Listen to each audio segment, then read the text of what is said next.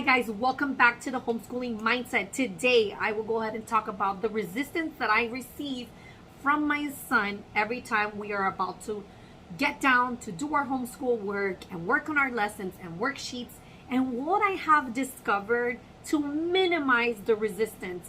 But wait, not just from my son, but I get a lot of reluctance from my daughter as well. Coming up next.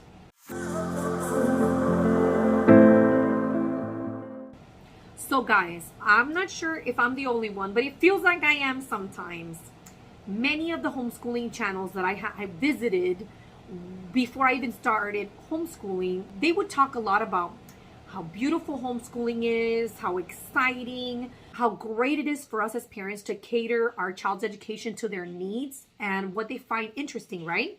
I agree with that. It is amazing. However, not a lot of people talk about what to do when your child really doesn't want to do any work.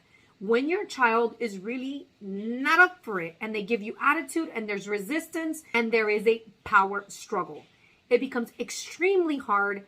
It becomes very overwhelming for me as a parent, and I have to work throughout the day. So it actually isn't helpful. It actually adds to the stress that I already feel because of work and having to meet deadlines. So what have I done to minimize the stress that I feel and the overwhelm that my kids experience when they know it's that time of the day to go ahead and get our work done? Number one, how you present the homeschool work makes a big difference. For so long, I was doing this right here. And I was like, okay, guys, let's go ahead and start doing our work. Get your workbooks. Wrong. That's the worst thing I could do and I could have done, because the workbook stack is like large. I mean, you have all these textbooks piling up, and guess what? Automatically they see the stack, and especially my son, he's like, oh my God, how much do we have to do? And how many things do we have to do today? How many things do I have to learn today? Blah, blah, blah, blah. So automatically he looks at the stack and he's like, overwhelm, stress, anxiety. And it's because he doesn't have a good relationship with reading. If you have a child and they have a hard time with reading, whether it's phonics, grammar, spelling, or mathematics, they look at the stack and they're like, wait a second. Automatically, they're not going to want to do it. They're going to be resistant. It will be a challenge.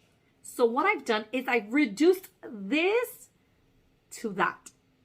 What a difference. And it happens to us, me as a ghostwriter. What happens when I look at the list of all the projects that I have to finish? I'm like, oh, forget it. I shut down and I'm like, no.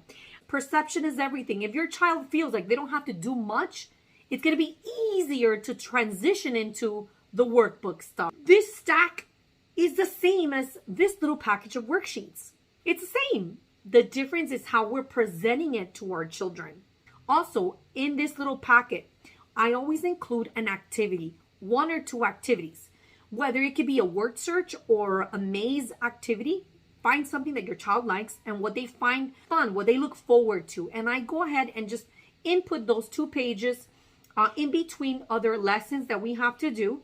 And it helps them actually ease into the work. If they do a maze first, or if they have to do something that they enjoy, it's easier to then transition into the other, writing a paragraph or spelling or all that good stuff. Another thing that made all the difference, okay, was planning our day. Usually, as a homeschooling parent, I usually plan their day a day before. Not anymore. I plan the day, but I plan it with the kids. So they feel like they have a say in what they're going to do the following day. They feel like they're in control. So what did I do? I created this planner right here. I created this planner. You guys can go ahead and grab your copy on Amazon. I will put the link down below. And I created this planner for my son just so that he can have a moment of mindfulness where he just gather his thoughts, write down how he feels, a word of affirmation that we pick the day before.